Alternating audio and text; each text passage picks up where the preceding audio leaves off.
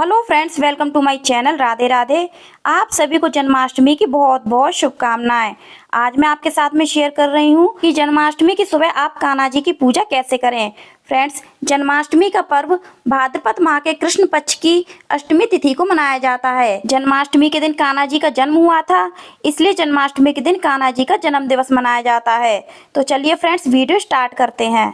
Friends, Kanha ji का जन्मोत्सव मनाने के लिए सबसे पहले हमें चौकी लगानी चाहिए या फिर उनके लिए अलग से एक कॉर्नर सजा लेना चाहिए, क्योंकि आज के दिन कान्हा जी का जन्मोत्सव है। तो फ्रेंड्स, जन्माष्टमी के दिन सुबह सवेरे स्नान आदि से निवृत्त होकर के हम चौकी लगा लेंगे। चौकी पर लाल या पीला वस्त्र बिछा लेंगे। इसके बाद हम अपने कान्हा जी को स्नान करवाएंगे। स्नान करवाने के लिए आप एक शुद्ध पात्र ले लें, उसमें चंदन से स्वास्तिक बना लें।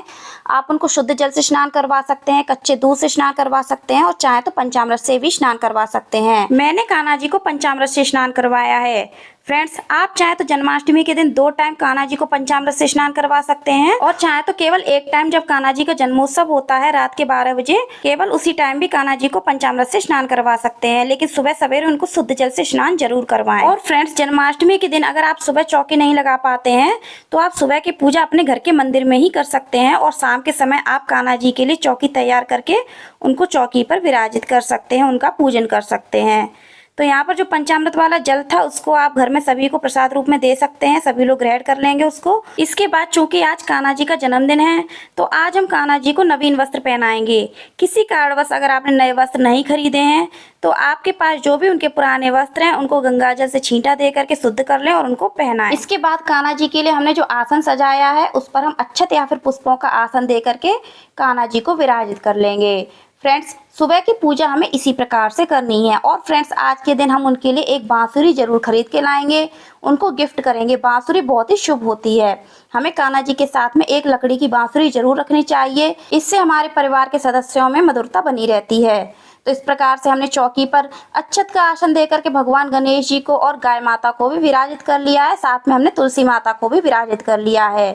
फ्रेंड्स, आज के दिन हमें तुलसी माता की भी पूजा जरूर करनी चाहिए। अब हम पूजन शुरू करेंगे तो गंगा जल का छींटा दे करके हम सभी का शुद्धिकरण कर लेंगे, भाव रूप में स्नान करवा लेंगे। इसके बाद हम सभी को वस्त्र रूप में मौली समर्पित करेंगे। इसके बाद हम सभी को तिलक लगाएंगे। सबसे पहले हम गणेश जी को चंदन का तिलक लगाएंगे, कान्हा जी को चंदन का तिलक लगाएंगे और गाय माता और तुलसी माता को भी हम तिलक लगाएंगे। इसके बाद हम सभी को रोली का तिलक लगाएंगे। फ्रेंड्स, रोली का तिलक लगाने के बाद हम सभी को अक्षत समर्पित करेंगे। फ्रेंड्स, जो भी हम अक्षत पूजन में यूज करते हैं टूटे हुए नहीं होने चाहिए। इसके साथ ही फ्रेंड्स, अब हम दीप प्रज्वलित करेंगे। तो यहाँ पर हम अक्षत या फिर पुष्पों का आसन देंगे और एक शुद्ध देसी घी का दीपक हम भगवान के सामने प्रज्वलित करेंगे। आप चाहे तो कान्हा जी के सामने सुबह अखंड ज्योत भी प्रज्वलित कर सकते हैं, जो कि आप रात के 12 बजे तक प्रज्वलित रख सकते हैं। इसके बाद हम अपने लड्डू गोपाल जी को पुष्प समर्पित करेंगे।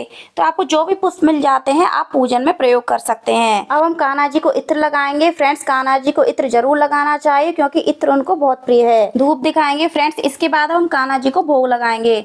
तो सुबह सवेरे आपने जो भी भोग बना लिया है कान्हा जी के लिए आप उनको समर्पित कर सकते हैं। अगर आपने माखन मिश्री बना लिया है तो आप माखन मिश्री का भोग लगा दें, नहीं तो आप उनको मिठाई का भी भोग लगा सकते हैं। और फ्रेंड्स, हमें गणेश जी के लिए अलग से भोग अर्पित करना चाहिए जिसमें तुलसी दल नहीं होना चाहिए।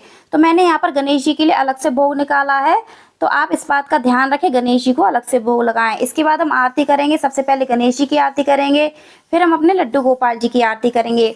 और फ्रेंड्स, अगर आपके घर में लड्डू गोपाल जी नहीं है तो आप इसी प्रकार से उनकी फोटो का भी पूजन कर सकते हैं। अब फ्रेंड्स, हमने आरती कर ली है। आरती हो जाने के बाद हम आरती के चारों ओर जल घुमाएंगे और पूजा में हमसे जो भी भूल चूक हुई हो भगवान के चरण स्पर्श करके उनसे हम अपनी भूल चूक के लिए क्षमा याचना मांगेंगे। तो फ्रेंड्स, इस तरह से हमें सुबह की पूजा करनी है। इसके बाद हम कान्हा जी की शाम को संध्या आरती करेंगे और रात में उनका जन्म कराएंगे। उसका वीडियो मेरे चैनल पर ऑलरेडी अपलोडेड है, आप देख सकते हैं। फ्रेंड्स, आपको हमारी ये वीडियो कैसी लगी कमेंट करके जरूर बताना। अच्छी लगी हो तो लाइक करना, ज्यादा से ज्यादा शेयर करना, चैनल को सब्सक्राइब करना, बेल आइकन को प्रेस करना और कमेंट में राधे राधे अवश्य लिखना। धन्यवाद। राधे राधे।